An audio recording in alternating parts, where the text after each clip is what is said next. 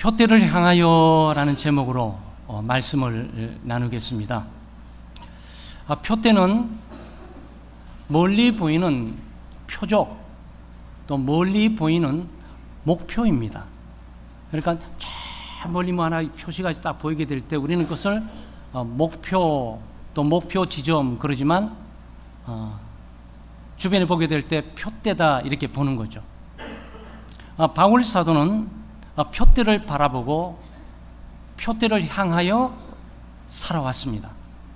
바울 사도에게 표대는 예수님입니다.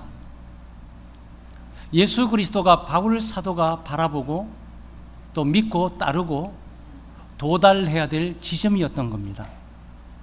다시 말씀드리면 예수님을 본받아 따라가는 삶을 바울 사도는 목표로 삼고 살아갔습니다.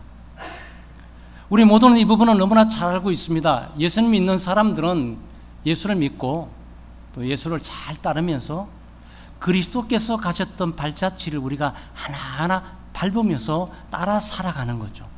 한마디로 그리스도를 본받는 겁니다. 바울 사도의 신앙생활은 아마 타의 추종을 불허할 수 있고 경이롭기까지 합니다. 우리가 도달할 수 없는 지점에 신앙생활을 하는 것처럼 보이게 되죠. 그럼에도 불구하고 13절에 나는 아직 도달하지 못했다. 나는 아주 부족하다. 나는 아직도 연약하다. 나는 예수 믿고 신앙생활하는 거 아직 멀었어. 이런 거죠. 어떻게 그럴 수 있을까요? 네, 표대를 바라보니까 표대가 아주 도달할 지점이 먼 거예요. 예수님과 비교해 보게 될 때 자기의 인격이나 사역이 아직도 멀었다고 생각을 한 겁니다. 사실 2024년도를 열면서 우리가 저 표대를 향하여 삼았던 것은 우리에게도 표대를 가지고 있는데 개인적으로는 예수님을 믿고 본받고 따라가는 것이고 우리 공동체적인 표대는 아마 2024년도 우리 현수막에 있는 것처럼 모이는 교회 그리고 전도하는 교회 우리 표대가 되는 거겠죠. 개인적으로 그리스도를 닮아가고 개인적으로 그리스도를 따르기도 하지만 공동체적으로 그리스도를 따르는 삶을 살아가는 수단과 방법은 모이는 것이고 전도하는 것이죠. 사실 이 표대 두 가지는 분리되어 있는 것이 아니고 이 표대 두 가지는 하나로 합쳐져서 갈 수가 있어요. 개인적으로 예수 그리스도를 잘 믿고 잘 따르기도 하지만 어떻게 예수 그리스도를 잘 믿고 잘 따르지? 내가 어떻게 예수 그리스도를 본받아가지? 그 방법은 무엇일까? 그 방법이 창덕교회에서 2024년도 여러분에게 소개하는 표대입니다. 그것은 모임이에요. 잘 모이고 그리고 흩어져서 그리스도의 복음을 잘 증거함으로 그리스도를 닮아가고 궁극적인 목표에 도달해 갈 수 있도록 가는 거죠.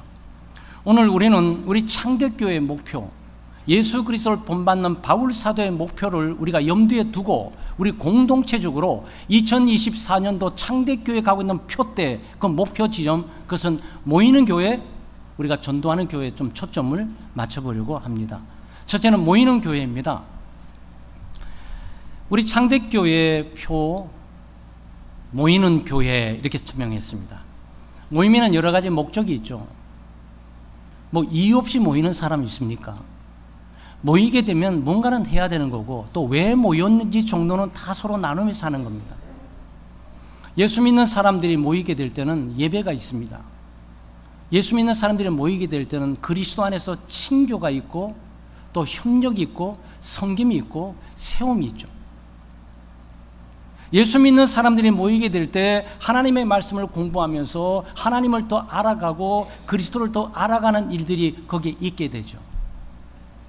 예수 믿는 사람들이 모이게 될 때 선한 일, 하나님의 뜻을 행하면서 세상의 빛과 소금이 되는 예수 그리스도 복음을 증거하는 힘과 능력을 우리가 함께 축적하고 함께 격려하고 위로하기 위해서 모이게 되지요. 여러분 교회 본질이 무엇입니까? 우리 신앙생활 오래 하면서 교회생활 오래 했어요. 근데 우리 교우들뿐만 아니라 뭐 목회자나 또 선교사들이나 또는 일반 신학도들이나 또는 교회 직분자들도 교회가 뭐죠? 교회 본질이 뭐예요? 물어보면 서뜻 답하기가 쉽지 않습니다. 네. 교회 본질은 모이는 거예요. 교회라는 이 단어가 자체 갖게 있는 것이 교회는 단수로 쓰게 되지만 이 포함되고 있는 내용은 복수입니다. 집단적이고 집합적이면서 단체적이고 공동체적인 개념을 이 교회가 가지고 있어요. 교회 뜻이 뭐죠? 네, 교회는 세상 속에서 하나님께서 불러서 모은 사람들의 모임. 네, 이게 교회예요. 그래서 교회가 교회다운 것은 잘 모이는 거예요. 물론 여기서 사명을 잘 감당해야 될 것도 있지만 교회라는 단어가 형성되려고 그러면 교회는 모이기 힘쓰는 거고 모이는 사람들이에요. 그것이 교회의 의미예요. 네. 여러 가지 의미를 분석해서 교회가 무엇인가라고 설명하기도 전에 교회가 가지고 있는 단어 자체가 이미 모임이에요. 그래서 교회는 잘 모여야 됩니다. 교회를 모이게 되면 모임은 거의 두 가지로 형성됩니다. 사도행전 2장 46절 말씀에 날마다 마음을 같이하여, 이 초대교회 교우들이에요. 성전에 모이기를 힘쓰고, 어디에 모인다고요? 성전에 모인다고. 이 대그룹을 말하는 거예요. 믿음의 공동체 한 사람 한 사람 소속된 모든 사람들이 한 공간에 참석해서 하나님께 나가는 바로 성전에서 모임이 여기에 초대교회는 있었어요. 둘째는 뭐죠? 흩어져서 집에서 모이는 것. 그럼 교회는 두 가지 모임으로 진행되게 됩니다. 하나는 전체 모임으로서 집단적이고 공동체적인 모임이 있고, 흩어져서 335 소그룹으로 모여지는 장소가 있어요. 그 두 그룹의 모임을 통해서 교회는 날개를 펼치면서 비상에 올라가게 되는 거죠. 하나는 대그룹이고, 하나는 소그룹이고, 하나는 성전에서 모이고, 하나는 가정에서 모이면서 함께 비상해서 목표를 향해 올라가게 되는 거예요. 교회가 본질을 회복하고 교회단 교회가 되기 위해서 반드시 모임의 문제가 활성화되고 잘 유지되고 진행돼 가야 돼요. 그러니까 문제가 있고 어려운 교회들은 이게 안 되는 거예요. 전체 잘 모이지도 않고, 전체는 잘 모이는데 흩어져서 각각 제 각기 가버리고 모여지지가 않는 거예요. 그래서 우리 창대교회는 정말 예수 그리스도의 교회답게 잘 공동체 집단적으로 잘 모일 뿐만 아니고 흩어져서 목장에서 목장 내에서 소그룹으로 잘 흩어지는, 정말 그야말로 교회단 교회의 명실공히 단어가 의미하고 있는 것들을 표현해내는 그런 교회 되시기를 주의 이름으로 축원합니다. 히브리서 10장 25절 우리 제자훈련 교재에서 특별히 외웠던 구절이죠. 서로 돌아보아 사랑과 선행을 격려하며 모이기를 피하는 어떤 사람들의 습관과 같이 하지 말고 오직 그날이 가까운 볼수록 더 그리하라. 네, 그렇게 얘기하고 있죠. 모이기를 피하는 사람들이 초대교회도 있었어요. 초대교회가 성전에 모이고 흩어져서 가정에 모이고 사회 공동체 모이고 또 다시 함께 모이고 또 흩어져 또 모이고 뭐 그런 거죠. 이게 생명력이에요. 네, 물이 들어왔다가 나갔다가 들어왔다가 고여 있질 않아요. 그래서 교회는 모여만 있는 곳이 아니에요. 모이지만 흩어지는 거예요.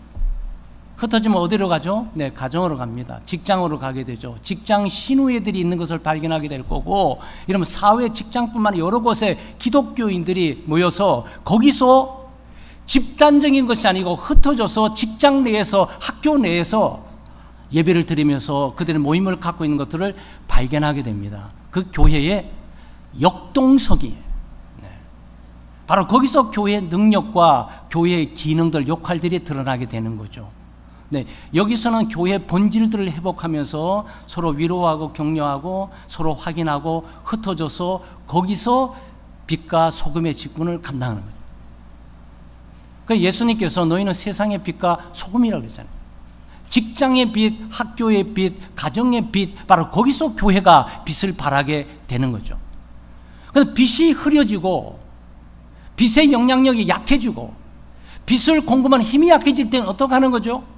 공동체 집단으로 오는 거죠. 공동체 집단에서 예배를 드리면서 말씀을 통해 하나님의 능력을 공급받고 믿음의 공동체 지체들이 서로 위로하고 격려하면서 그리스도를 믿는 믿음의 도리에 대한 용기를 함께 가지면서 새 힘을 충전해서 또 세상을 향해 나가게 되죠. 초대교회는 아까 히브리서 10장 24절 25절 말한 것처럼 모이기를 힘쓴 사람만 있는 게 아니에요. 그때도 모이기를 피하는 사람이 있어요. 우리가 비난하고 정죄할 수 없어요. 그 상시 상황이 모이는 순간 모임 자체의 의미가 죽음을 의미하고 있는 것이기 때문에 그래요. 예수를 믿는다 라는 것 자체만으로 이미 세상의 핍박과 박해의 대상이에요. 또 왜 그렇습니까? 지금은 기독교라는 것이 이렇게 세상 앞에 인정받고 뚝 드러나고 있지만 그때는 기독교가 없어요. 네, 교회 건물이 없습니다. 십자가가 없어요. 그냥 전부 사람들만 몇 명씩 모여 있어요. 그러니까 어떻게 생각하는 거죠? 이단이 아닌가, 이교가 아닌가, 또 그렇게 오해를 받을 만해요. 형제 자매라 그러는 거죠. 네, 형제 자매라고 부르니까 우리는 그리스도 안에서 한 형제 자매인 거예요. 그러니까 예수 믿지 않는 로마 세계가 이게 딱 보게 될 때 이건 근친상간이다 이렇게 본 거예요. 아니 전부 형제 자매를 이건 뭐지? 이 근친상간하는 이 족속들 이렇게 기독교의 오해를 받으면서 박해를 받았던 거예요. 그리고 우리가 좀 전에 성찬을 했지 않습니까? 성찬이 뭐죠? 예수님의 살과 피를 먹고 마시는 거잖아요. 살을 뜯어먹고 있대. 피를 마신대. 여러분 어떻게 생각하세요? 이것들 사회 위에 드는 존재들이라 그래서 핍박과 박해가 있었던 거예요. 기독교가 탄생돼 가면서 무수한 오해를 받고 이런 가운데 예수 믿는 것 때문에 잡아서 얻어맞고, 예수 믿는 것 때문에 직업을 빼앗기고, 예수를 믿는 것 때문에 집안 모든 재산들이 강탈을 당하고, 예수를 믿는 것 때문에 잡혀가가지고 고문을 당하면서 고통을 받고, 예수를 믿는 것 때문에 죽이고, 그 죽인 것도 장엄하게 죽이는 게 아니에요. 네, 그냥 두 가지예요. 네, 하나는 화형제, 사람들이 보는 앞에서 불태워 죽이는 거고, 공공연하게. 그리고 예수를 믿을까 안 믿을 거야. 저는 예수 믿고 죽겠습니다. 주여 나를 구원하소서. 불태워 죽인 거예요. 이 얘기는 뭐냐? 예수를 믿으면 모두가 이렇게 될 거라고 시범 케이스를 좀 보였던 거예요. 그리고 둘째는 콜로세움이라 그래가지고 지금 운동장이잖아요. 지금 운동장에 뭐가 일어나는 거죠? 네, 멋진 야구 게임이 일어납니다. 멋진 축구 게임이 있어요. 농구 게임이 있습니다. 사람들 우수하고 탁월한 선수들에 대해서 팬으로 나면서 힘차게 박수해줘요. 근데 그 장소에 딱 보냅니다. 그리고 사자들을 풀어요. 거기서 얼마나 짓뜯기고 얼마나 비참한 일을 거기서 박수 치면서 뭐 환호성을 지르는 일들이 기독교인들이 바로 그 대상이에요. 여러분 모이고 싶으세요? 그런데 모였어요. 기독교는 모였어요. 모이기를 힘썼어요. 그리고 모임을 지켰어요. 그리고 오늘까지 우리에게 신앙을 전수해 주고 있는 거죠. 그럼 어디서 모였을까요? 네, 땅 속에서 모인 거예요. 땅 위에는 살아남을 수가 없으니까, 땅 위에는 찬송하고 기도할 수 없으니까, 땅 위에서는 하나님을 경배할 수 없으니까, 그리고 하늘나라 갈 수는 없으니 땅을 파서 땅 아래 들어갔어요. 그래서 거기서 태어납니다. 네, 한 깊은 50m, 70m 아래까지 막 파고 들어가요. 네. 그게 카타콤이라는 겁니다. 카타콤. 아마 여러분이 들어보셨는지 몰라요. 이 카타는 아래에 또는 중앙에라는 뜻이에요. 땅 아래의 무덤들의 중앙에 그들이 살고 있는 거예요. 얼마나? 300년 내내 이 로마 제국의 박해 아래에 있을 때까지 그렇게 삽니다. 영상 하나 잠깐 띄워주실래요?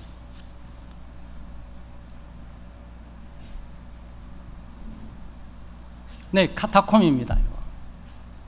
지금도 로마, 이탈리아 언덕에서는 이런 것들이 한 50개 정도가 남아있는데, 길이는 한 850km로 이렇게 땅속에 뻗어져 있습니다. 미로와 같이 돼 있어요.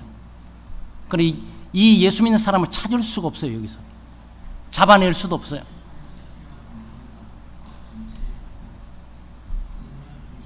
네, 요거 물고기 하나 나오죠? 네, 물고기는 베드로 사도의 직업입니다. 예수님의 제자들의 직업이 그물을 쳐서 고기를 잡는 거예요. 그래서 고기에 대한 물고기를 헬라어로 익수두스라고 이렇게 표현을 합니다. 한번 PPT 한번 띄워주실래요? 익수두스는 물고기인데 그 물고기의 앞에 그 약자들이 예수 그리스도를 상징하고 있어요. 앞에는 I는 이에수스, 그리고 예수를 말하는 거고, 크시라고 X 차이게 돼 있죠. 이거는 크리스토스, 그래서 그리스도를 말하고 있는 거고, 여기 띠에오스라고 띠자가 있는데 띠에오스는 이건 하나님을 말하는 거예요. 하나님의 이름이에요. 그 다음에 위자로 되어 있죠. 휘오스는 아들이란 뜻이에요.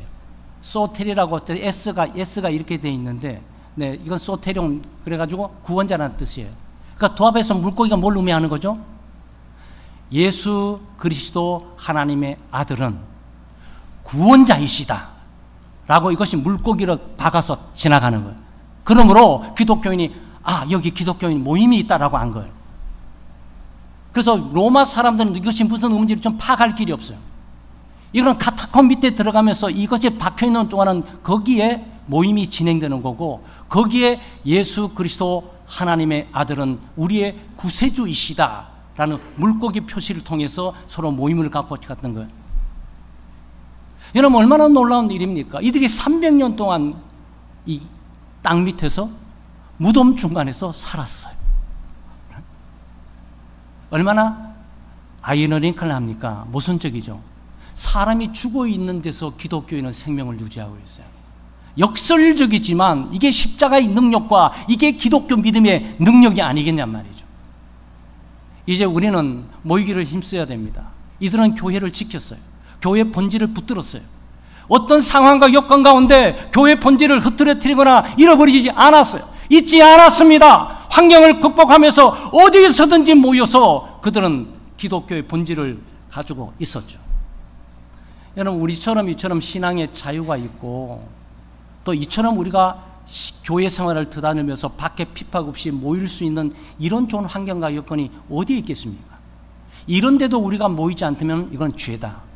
이런데도 우리가 모임에 대해서 소홀히 하고 있다면 교회를 우리는 무시하게 되는 것이다라는 부분을 보게 되는 거죠. 2024년도 우리 창대교회는 바로 교회 본질의 회복에 강조점을 두고 있습니다. 그 본질의 회복은 모임으로부터 시작하게 됩니다.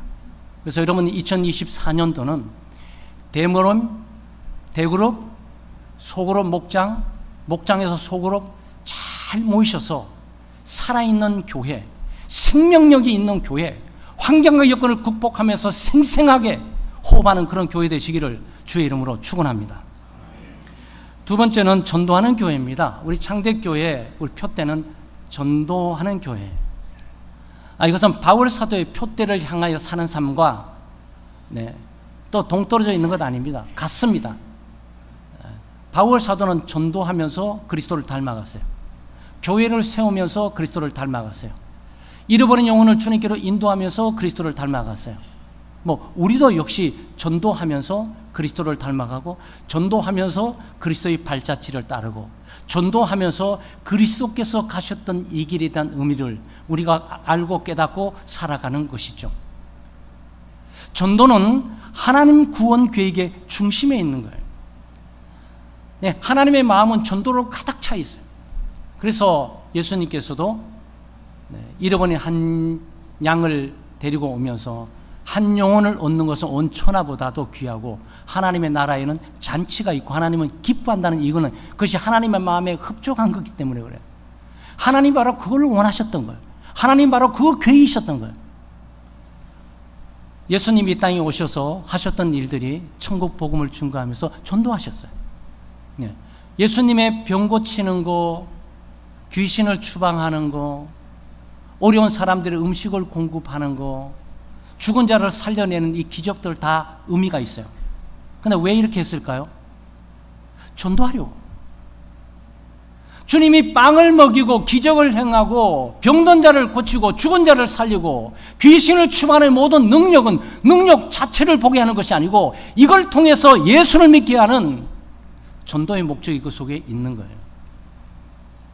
예수님이 십자가에 못 박혀 죽으시는 목적이 무엇일까요? 그것도 전도하기 위해서요. 베드로전서 3장 18절 말씀에 그리스도께서도 단번에 죄를 위하여 죽으사 의인으로서 불의한 자를 대신하셨으니 이는 우리를 하나님 앞으로 인도하려 하심이라. 근데 우리가 죄인이 하나님 앞에 나갈 수 없는데 예수 그리스도의 십자가의 죽음으로 우리가 하나님 앞에 나가게 되는 거죠. 그리스도의 죽음은 우리를 하나님께 인도하기 위함이에요. 그리스도의 죽음은, 십자가의 죽음은, 그의 희생의 대가는 바로 우리 같은 죄인을 구원하는, 전도하기 위해서 그리스도께서 돌아가신 거죠. 예수님 돌아가실 때 다행히 제자들을 남겨두셨습니다. 3명, 베드로, 요한, 야고보, 아주 특별한 제자들이에요. 주님과의 관계가. 겟세마네 동산, 변화산까지 따라가 있었던 사람, 베드로, 요한, 야고보. 우리는 이걸 이너서클이라고 합니다. 그 다음에 12제자가 그 바운더리 옆에 있어요. 12명이 있어요. 그 다음에 70인이 있습니다. 그 다음에 사도행전 120명의 문도들이 있죠. 네. 그런데 왜 이 많은 사람들을 남겨놨습니까? 전도하라는 거예요. 하나님의 구원의 계획들, 십자가의 죽음이 헛되지 않도록 수많은 사람들이 십자가를 통해 구원받고 죄 용서를 받고 영원한 생명을 얻는 이 길이 있으니까 이 길을 오라고 제발 손짓하는 그런 어떤 기능을 좀 담당해 달라고 하나님이 우리를 부르시고 구원하신 거란 말이죠. 우리 창대교회, 여러분 눈이 좀 어른들은 잘 안 보이실 거예요. 네, 우리 모이는 교회, 전도하는 교회, 또 우리 주제 구절이 베드로전서 2장 9절이에요. 너희는 택하신 족속이요 왕같은 제사장들이요 거룩한 나라요 그의 소유가 된 백성이니 너희를 어두운 데서 불러내어 구원하신 하나님이 그의 귀한 빛에 들어가게 하신 이의 아름다운 덕을 선포하게 하려고. 그러니까 우리처럼 어두운 데에 있는 자들이 빛 가운데 있고 사망의 그늘 가운데 있는 자들이 생명 가운데 있고 사탄의 손아귀에 있는 자들이 하나님의 손아귀에 있고 또 이 세상에 속해 있는 자들이 하나님 나라에 속하게 되는 이것은 귀한 일들이다. 이런 놀랍고 기적 같은 정말 기적 이사의 일들인데 이 귀한 일들을 전파하게 하기 위해서 하나님께서 부르셨다는 거죠. 여러분, 교회의 궁극적인 존재 의미가 전도예요. 교회는 전도를 위해서 탄생하지만 전도를 위해서 탄생된 거예요. 네. 여러분, 예수 믿지 않습니까? 뭐 갑자기 어느 날 믿으셨습니까? 그게 아니잖아요. 친구를 통해서, 부모를 통해서, 또는 주변의 이웃을 통해서, 길거리의 전도자를 통해서 우연히 집회에 참여하다 보니까, 우연히 예배에 참여하다 보니까 뭔가 들은 것이 있는 거예요. 들은 것이. 그 들음이 믿음이 생기게 되고 누구 믿음으로 그리스도를 믿고 구원을 받게 되는 거죠. 이걸 바울 사도가 이렇게 표현했습니다. 로마서 10장 13절 14절 말씀에 누구든지 주의 이름을 부르는 자는 구원을 얻으리라. 네, 구원한 자는 주님의 이름을 부르는 자예요. 그런즉 그들이 믿지 아니하는 일을 어찌 부르리요? 듣지도 못한 일을 어찌 믿으리요? 전파하는 자가 없이 어찌 들으리요? 그러니까 누군가 듣고 구원 얻는 거예요. 누군가 듣고 믿고 그리스도 이름을 부르면서 구원을 얻는 거예요. 근데 누군가 들어야 되는데 여기에 중요한 것은 전파하는 사람이 있어야 한다는 거예요. 그래서 구원은 전도를 통해서 이루어지는 거예요. 교회는 전도에 의해서 탄생되고 전도를 위해서 존재하게 됩니다. 교회의 존재 목적이 전도예요. 교회의 존재의 의의가 전도예요. 네? 이건 바로 우리에게 말하는 것이죠. 우리 창대교회, 여러분과 제가 예수 믿고 구원받고 이 신앙생활을 하기 위해서 창대교회에 와 있는 이 자체가 전도에 의해서 와 있는 거예요. 그럼 우리가 왜 전도에 의해서 와 있게 되는 겁니까? 전도를 위해서 우리는 부름받고 존재하게 되는 거예요. 교회가 이 사명을 잃어버리면 큰일 납니다. 교회는 사회단체가 아니에요. 교회는 구애단체가 아닙니다. 교회는 봉사단체가 아니에요. 교회는 예수 그리스도의 피 묻은 복음에 감격하고 이 복음을 전달하면서 잃어버린 영혼을 하나님께서 인도하는 것이 교회의 사명이죠. 그래서 우리 2024년도는 개인적으로, 가정적으로, 또 우리 대집단적인 측면에서 또는 우리 목장에서 우리 소그룹에서 전도 활동이 힘있게 전개되기를 주의 이름으로 축원합니다. 그것은 해도 되고 안 해도 되는 것도 아니고, 우리가 그냥 교인 수를 늘려갖고 세력을 확장하려고 그러는 것이 아니고, 우리가 세를 늘려서 헌금을 많이 모으려고 그러는 것이 아니고, 하나님의 계획이고 예수 그리스도의 십자가 죽음의 의미가, 우리를 부르는 의미가 바로 그것이. 그래서 교회는 사명에 집중해야 돼요. 그러다 보면 하나님께서 나머지 일들은 다 진행하게 되죠. 아마 제 나이 또래 이상 되신 분들은 이미 다 이해하실 거예요. 네, 우리나라는 대한민국이 아니었고 대한조선이었습니다. 1900년대 조선이었어요. 네? 무당, 굿, 용왕님, 산신령 찾으면서 조상숭배, 우상숭배를 아주 어두워진 나라예요. 네. 그래서 선교사들에게 왔습니다. 예, 그리스도의 복음을 증가로 온 거예요. 네, 복음을 증가로 왔고, 또 그들이 오게 될 때, 제 어릴 때 아마 여러분보다 시대적으로 좀 상황이 다를 수도 있는데, 코 큰 사람들, 그 백인들은 키도 크고 코도 크고 얼굴도 하얗고, 그러니까 뚜렷하게 이게 딱 구별이 돼요. 그래서 만나면 안 된다, 만나면 잡혀간다, 잡혀가면 간을 빼먹는다, 뭐 이랬어요. 근데 제가 성장하면서 이야기 됐던 거예요. 그게 간은 빼먹는 것이 아니고, 이 선교사들이 영어도 하지만 떠듬떠듬 말하고 있는 것은 어른들은 경계를 했지만 아이들은 호기심 때문에 다가갔던 거예요. 다가가서 이 양반들이 데리고 교회에서 전도를 했던 거예요. 그러니까 애가 없어진 거예요. 집에서 애도 없어지고 밭에도 애도 없어지니까 찾아보니까 코 큰 서양인들이 애를 잡아갔다고 이렇게 본 거예요. 기독교는 그렇게 오해받기 시작하면서 한국의 틀을 잡기 시작했습니다. 그리고 오면서 1920년대 또 1940, 50년대까지 뭐 60년대 초까지도 말이죠. 북치고 장구치면서 전도했습니다. 소위 노방전도를 제가 말씀드리고 있는 거예요. 한국교회 전도의 역사 가운데. 그냥 그때는 기독교가 굉장히 드물었고 기독교인들이 아주 주변의 사람들 가운데 완전히 다른 모습이었어요. 첫째, 긴 머리 잘라버리고 단정했고, 양복을 입었고, 네, 한복을 깨끗이 입고, 그리고 이 성경책을 가지고 주일날 교회를 딱 가니까 한눈에 그 사람들이 특별한 사람이라고 보여주기 싫어도 이미 주일날 이미 그들이 특별한 존재임을 딱 보여주게 된 거예요. 저건 뭐지? 저건 뭐지? 전부 이런 분위기였어요. 그러니까 북치면서 동네 다니면서 예수 천당 불신 지옥, 그래도 교회 왔어요. 뭐 전도의 기교라든지 기술을 부리면서 노력하고 애쓸 필요도 없이 북치면서 예수 천국 천당 불신 지옥 그러면서 다녔는데 애들이 쭉 따라오고 말이죠. 그 형들이 쭉 따라오고 누나들이 쭉 따라오고 엄마들이 오고 뭐 그러면서 교회가 막 주일날 막 바글바글해요. 우리 창덕교회도 1960년도 찍었던 사진 가운데 아이들이 막 바글바글한 사진이 있어요, 여러분. 네. 근데 오면서 이제 기독교가 이제 좀 발전하지 않습니까? 그래서 대학 선교에서 이거 안 되겠다. 소위 전문 지도자들, 미래 사회 지도자 있는 대학생들을 변화시켜야 되겠다 싶어서 대학교를 복음화시키기 시작했습니다. 이게 대학 선교회들이에요. 네. 뭐 거기서 지금 미래 졸업하는 친구들은 졸업해서 목사가 되는 분도 있고, 거기에 회장, 사장님이 되는 분도 있고, 사회, 정치, 경제, 사회 지도층이 돼가지고 이제 예수를 믿으니까 교회에서 한목도 담당하면서 복음화 사역을 더 힘있게 밀고 하는 일들이 생긴 거예요. 그때까지만 해도 예수 천당 불신 지옥 그러면 안 되고, 네, 하나님의 말씀을 구체적으로 공부하면서 예수가 누구신지, 또 이분을 어떻게 믿어야 되는 건지, 구원의 확신을 어떻게 갖는 건지 구체적으로 훈련한 일들이 이 70년대 후반에 있었습니다. 동시에 부흥회라는 것이 있었어요. 산기도라는 것이 있었습니다.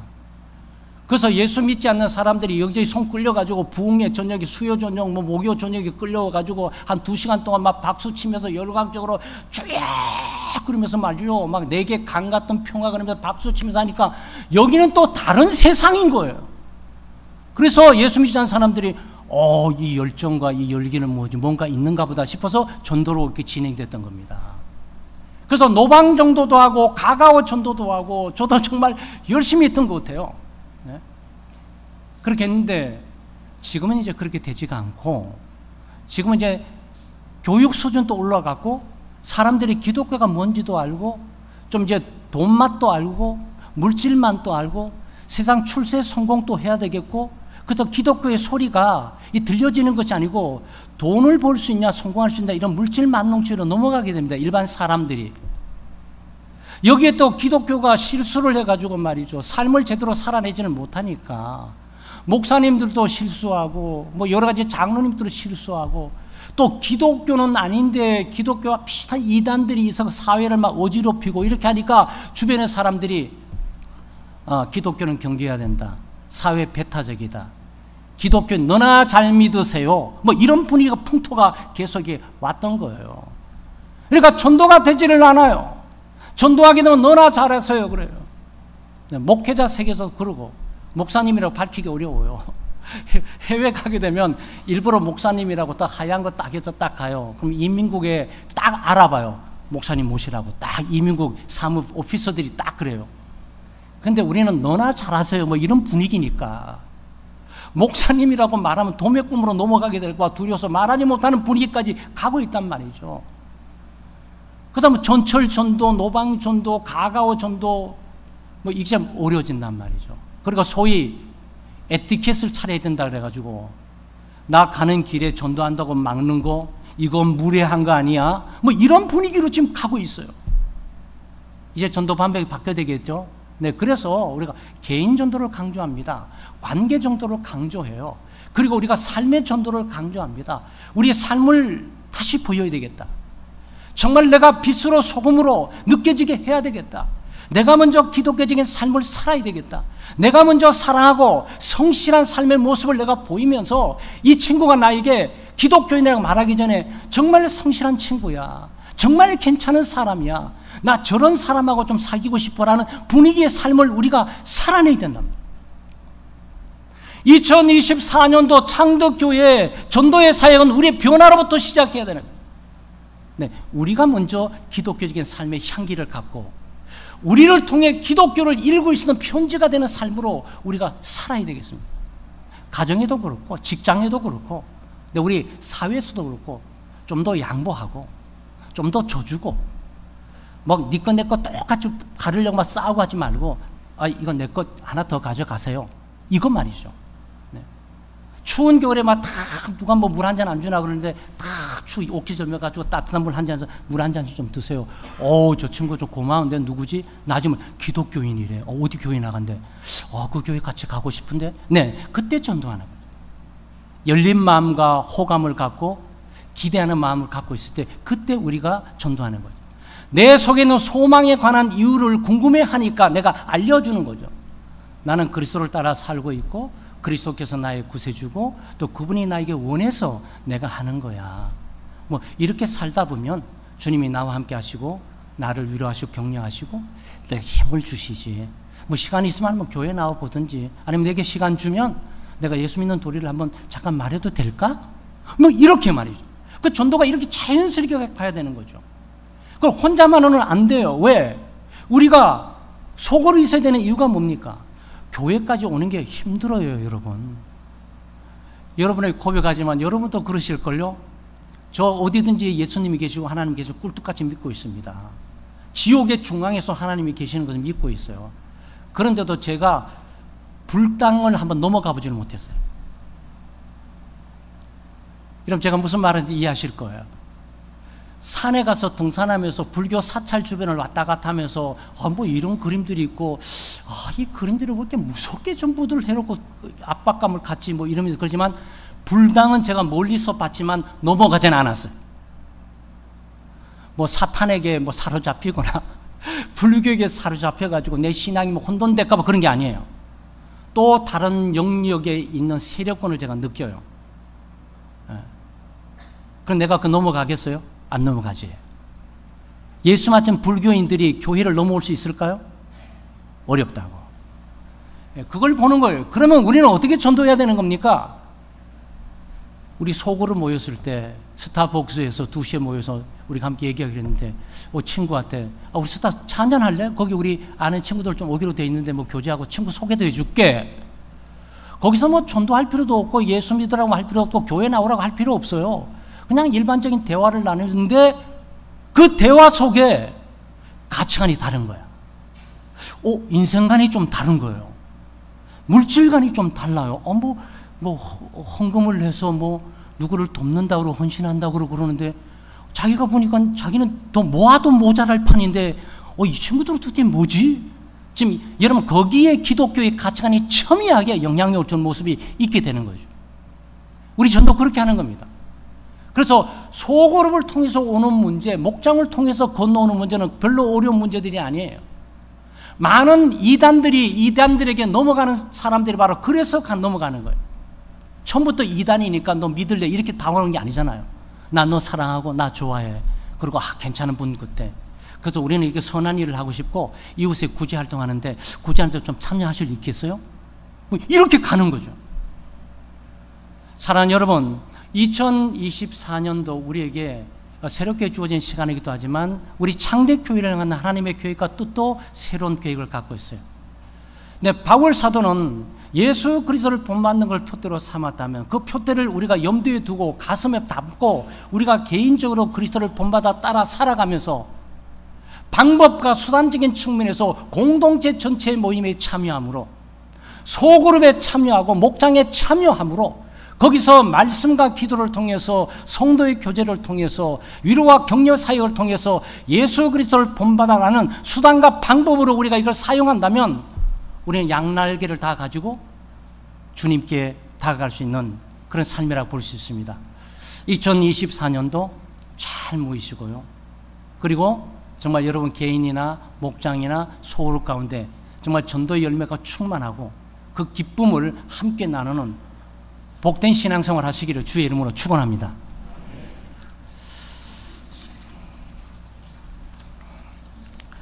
하나님 아버지 참 감사합니다. 저에게 믿음을 주셔서 예수 그리스도를 통해 하나님께 나와 예배하게 하시고 주님의 귀한 생명의 말씀을 믿음으로 듣고 믿음으로 깨닫고 믿음으로 받아들이신 은혜를 주심에 감사를 드립니다. 원래 저희 창대교회는 모이는 교회, 전도하는 교회 표로 시작합니다.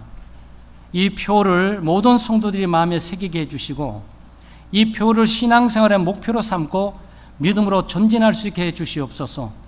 세상은 이기주의적이고 개인주의적인 경향으로 흘러가고 있습니다. 각자가 자기 일에만 관심을 두고 있습니다.